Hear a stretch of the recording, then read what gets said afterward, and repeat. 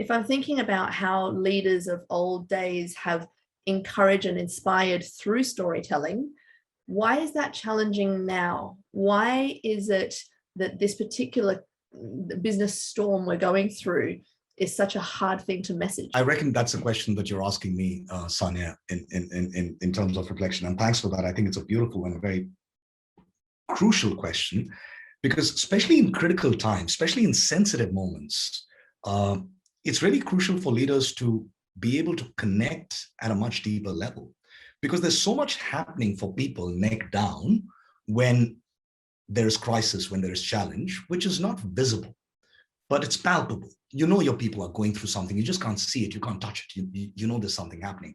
And in that moment, if leaders are going to stay neck up and just talk very transactionally, it's not going to help. I could have the most inspiring speech, but if I'm not connecting people here, and if I'm not connecting authentically, I'm just going to see a bunch of nodding heads because they want to nod their heads, and just because of maybe the power play. But and the best example of using storytelling in critical times, and again, I'm going to quote somebody, and I'm not quoting about this gentleman's leadership style or this organization, but I am talking about their storytelling ability. One of the best examples is what Stephen Allop, the ex-CEO of Nokia, did in 2011, when Nokia was facing a very hard time, as many of you are aware, in 2011.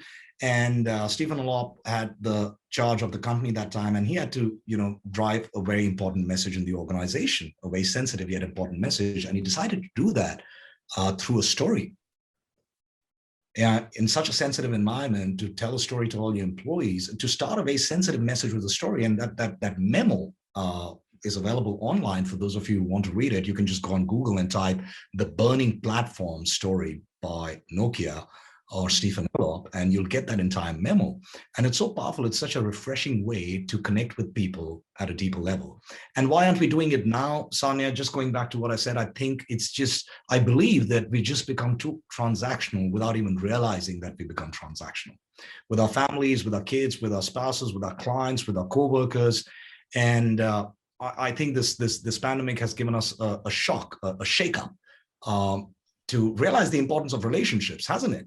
For most of us, right? And I think it's time for us to recalibrate and bring back the human connection and humanize these conversations.